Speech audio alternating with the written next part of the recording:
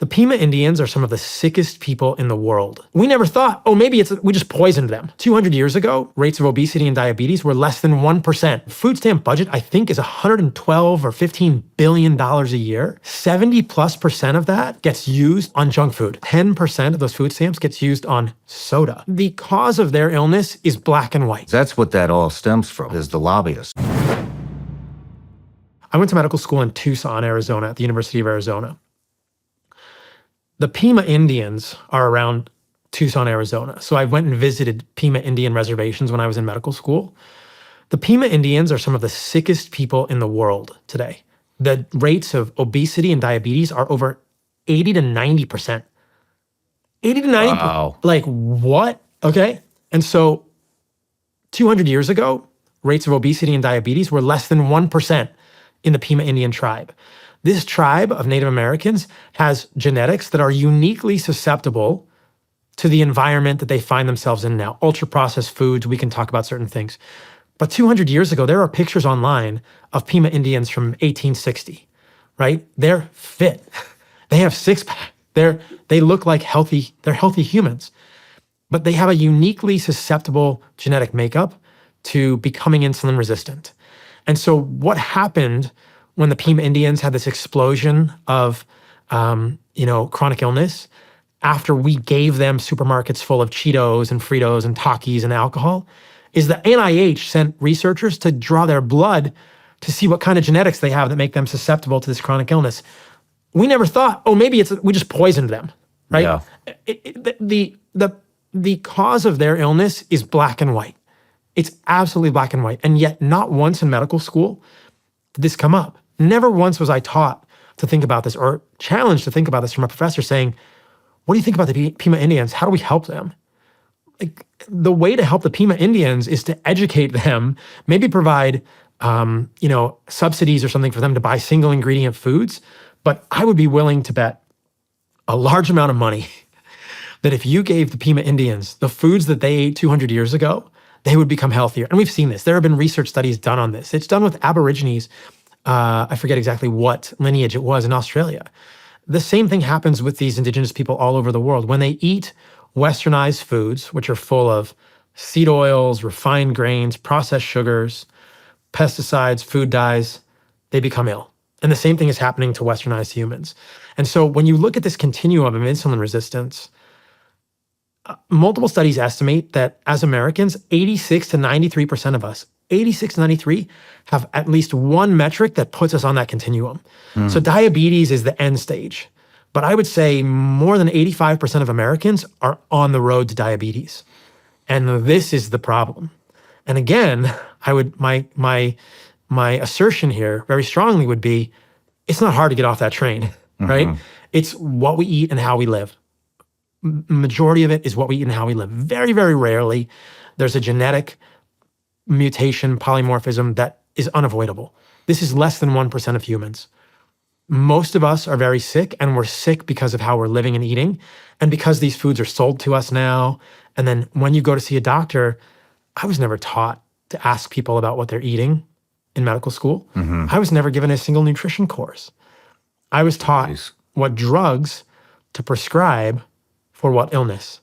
That was what's on my boards, right? So the step 1, the step 2, the step 3, this is what determines a doctor's success in life. It means what specialty you can go into, what residency, how prestigious you can go, how far you can go in medicine are your boards. There's not a single question on the board exam. I mean, I think every board exam is, I forget how many questions. It might be 1,500 questions, thousands of questions that I answered over the course of my medical career to become a licensed medical doctor. I don't remember a single question about nutrition because we were never taught that. It's not what we're held up to think about.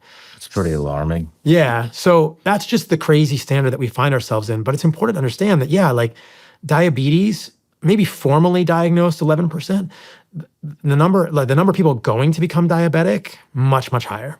Because if 70% of Americans are obese and overweight, and those are two different categories of BMI, body mass index, I would argue that almost everyone, if not every single person who is obese or overweight, has some degree of insulin resistance. And this is metabolic dysfunction. And at a cellular level, this means that you can't take the food you eat and convert it into usable energy in your human body.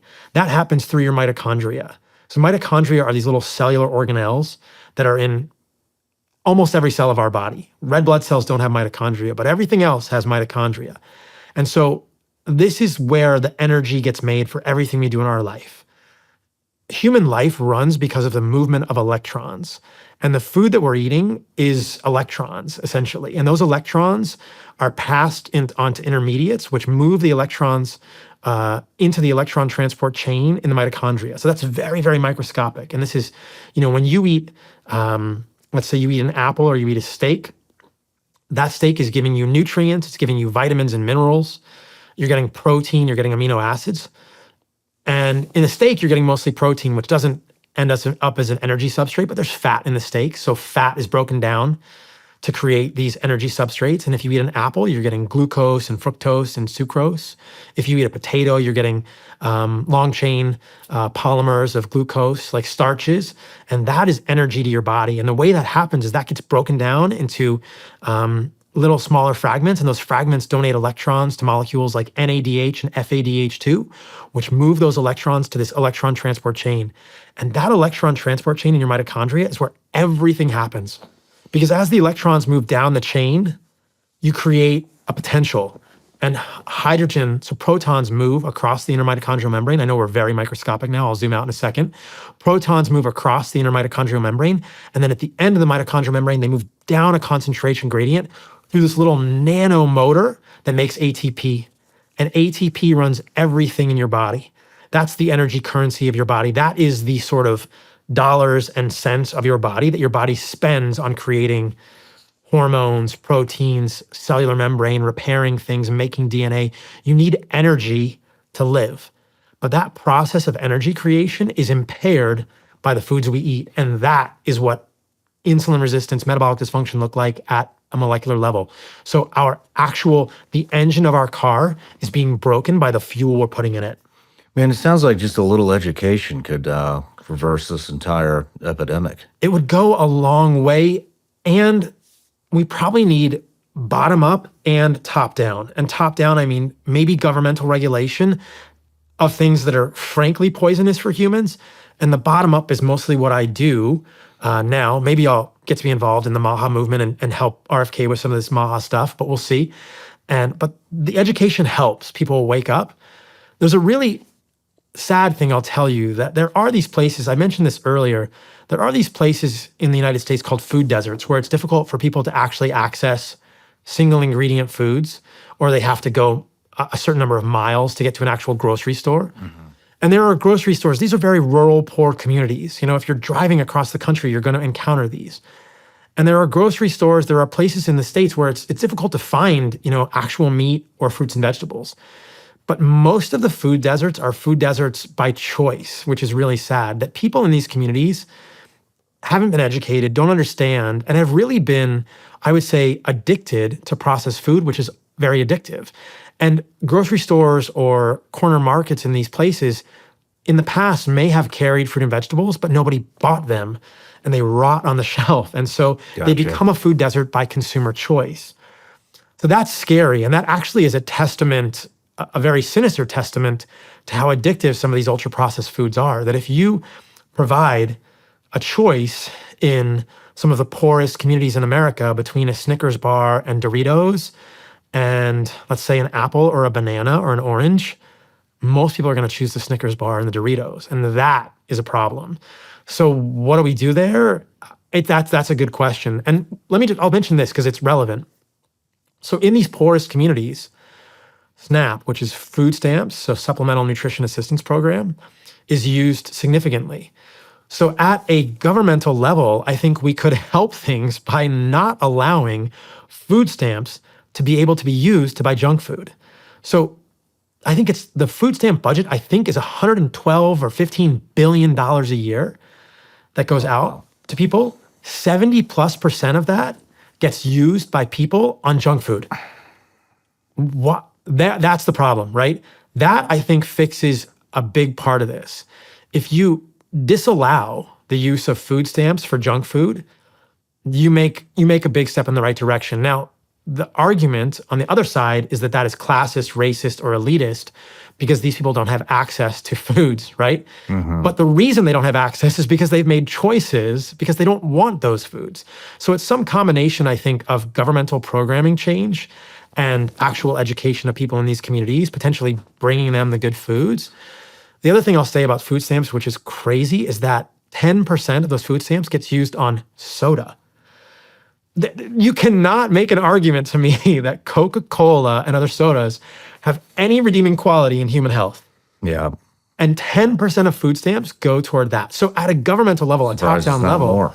Surprised it's not more than right? So I think education could help. And I think that there's a lot of double standards. And of course, the reason for that is because Coca-Cola lobbies, right? Well, that's what I was going to say. I mean, I love what you're saying about, that maybe the government should step in and only allow. But I mean, how are you going to get past the lobbyists that are paying politicians and news organizations to market the that's racist? That's, you know what I mean? I mean, because that's what that all stems from, correct? Is the lobbyists. And so to me, it seems like the only real explanation is to educate everybody on, hey, I mean, the marketing, I mean, I just watched a documentary, about half of it the other day. Amazon was a big part of it. Apple was a big part of it. How the pollution is kind of, it was talking about everything. It was talking about how the iPhones are, designed to only last for a certain amount of time. And then you get the new one and it shows how they dispose of the iPhones and the computers and how Amazon does their marketing and how it all goes into landfills, back into the ecosystem, back into our food, what we're breathing. And so, I mean, even the marketing gets tricky. So it can't even just be an education on nutrition. It's how these companies are marketing, which will constantly evolve. So you have to re-educate over and over again. And I mean, you just said it yourself with the pasture raised beef versus grass fed. I mean, I didn't know that. You know what I mean? And I get to interview people like you all the time. And so for somebody, even just a single mom out there that's just working her butt off trying to make ends meet so that she can feed her kids, I mean, she doesn't have time to listen to this. And so, I mean, I would think that, just my personal opinion and with how corrupt I know our government is, I mean, it seems like the only way to do it is to educate the people, and you won't even be able to educate them through a government program because the lobbyists will take the fucking program out of the educational system. No matter where you're watching Sean Ryan Show from, if you get anything out of this, please like, comment, subscribe, and most importantly, share this everywhere you possibly can. And if you're feeling extra generous, please leave us a review on Apple and Spotify podcasts.